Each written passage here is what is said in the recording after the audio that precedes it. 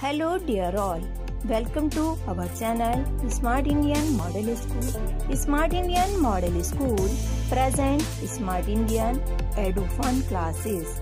EduFun online classes include course studies of playgroup to class 12, emotional and communication skills, happiness classes and DIY activities. Hello dear students, I am your SST teacher Swati Rajput. Students इस video में हम पढ़ेंगे हमारे chapter का last topic that is broader meaning of democracy. Last video में हमने democracy के advantages देखे थे, यानी कि डेमोक्रेसी के फेवर में जो आर्ग्यूमेंट्स थे उनको पढ़ा था। अब हम पढ़ेंगे ब्रॉडर मीनिंग ऑफ डेमोक्रेसी। देखिए स्टूडेंट्स, आपको हेडिंग से इसमें क्या समझ में आता है कि डेमोक्रेसी की मीनिंग के बारे में हमने जितना भी अभी इस चैप्टर में पढ़ा है, डेमोक्रेसी का जो मीनिंग है वो इससे भी कहीं ज़्यादा ब्रॉडर है, यानी कि इससे भी कहीं ज़्यादा बड़ा है। तो उसी के बारे में है आगे अब हम पढ़ने वाले हैं। देखिए स्टूडेंट, अगर हम डेमोक्रेसी की बात करें तो आज जो डेमोक्रेसी का फॉर्म जो हम देख रहे हैं, आज से कई साल पहले डेमोक्रेसी का फॉर्म ऐसा नहीं था। डेमोक्रेसी ऐसी नहीं थी। तो इसमें क्या है, चीज़ें धीरे धीरे बदलती गई है। उसी के साथ साथ जो डेमोक्रेसी का मीनिंग है वो भी टाइम टू टाइम चेंज होता गया है। तो टाइम के साथ जो डेमोक्रेसी का जो एवोल्यूशन हुआ है, तो उसी एवोल्यूशन के साथ हमारे सामने जो प्रेजेंट हुई है वो है रिप्रेजेंटेटिव डेमोक्रेसी। अब देखिए रिप्रेजेंटेटिव डेमोक्रेसी क्या है। देखिए रिप्रेजेंटेटिव डेमोक्रेसी वो है जिसमें जो पीपल है वो एक अपने बिहाव पे अपना एक रिप्रेजेंटेटिव यानी कि कोई लीडर चुनते हैं जो उन लोगों को अपनी तरफ से रिप्रेजेंट करता है किसी भी डिसीजंस को लेने के लिए।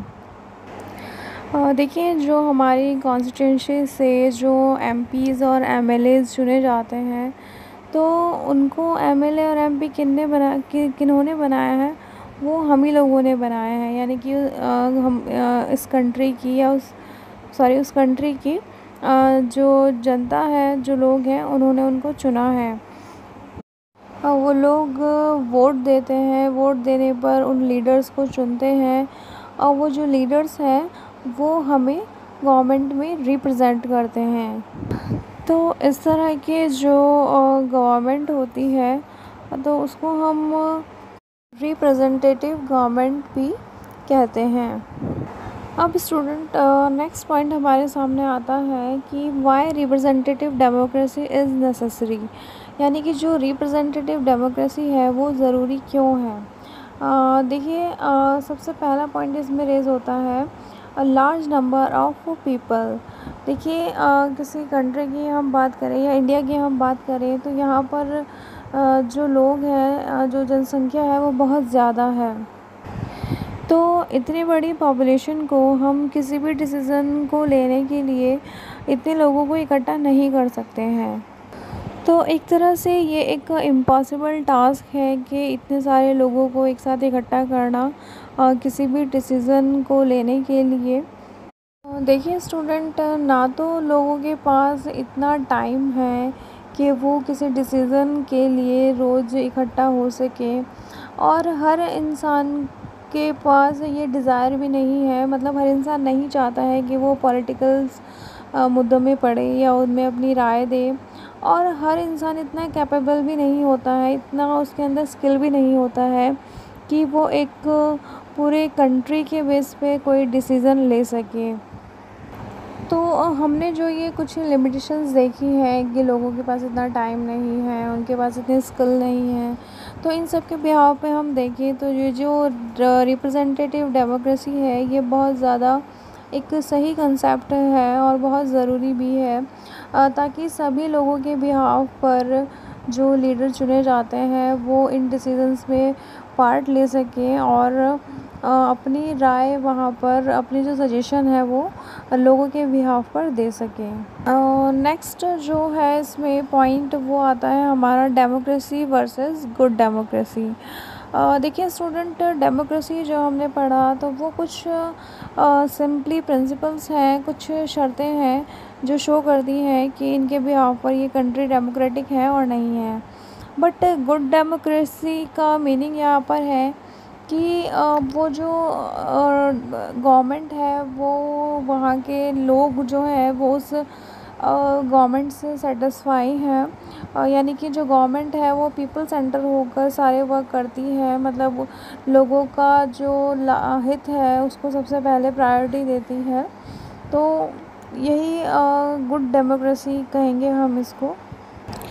देखिए गुड डेमोक्रेसी में क्या होता है स्टूडेंट्स, वहाँ पर जितने भी लोग हैं उन सब का कंसल्ट किया जाता है, उनसे कोई भी डिसीज़न लेने से पहले उनके व्यूज़ जाने जाते हैं। तो जितने भी डिसीज़न लिए जाते हैं वो लोगों के बेनिफिट के लिए ही लिए जाते हैं। देखिए स्टूडेंट, हमने जितना भी डेमोक्रेसी के बारे में पढ़ा तो अभी तक हम ये क्लियर नहीं कर पा रहे हैं कि डेमोक्रेसी एक अच्छी चीज़ है या बुरी चीज़ है ना। तो इसका सिंपल सा अगर हम मीनिंग देखें यहाँ पर, तो कोई भी कंट्री परफेक्टली डेमोक्रेटिक नहीं होती है। इट मीन्स कोई भी कंट्री एक ऐसा एग्ज़ाम्पल, डेमोक्रेसी का ऐसा एग्ज़ाम्पल नहीं सेट कर पाई है कि हाँ जिसको हर कंट्री में फॉलो किया जा सके। बट वहाँ के जो लोग हैं है ना, वो डेमोक्रेसी के जो प्रिंसिपल्स हैं, जो मेरिट्स हैं, डिमेरिट्स हैं, उसके जो फीचर्स हैं उनको फॉलो करके एक आइडियल डेमोक्रेसी वहाँ पर अपनी कंट्री में सिचुएटेड कर सकते हैं। तो that's all about this chapter student. यहाँ पर हमारा चैप्टर फिनिश होता है। होप सो स्टूडेंट आपको ये चैप्टर बहुत अच्छे से क्लियर हो गया होगा। Thank you students.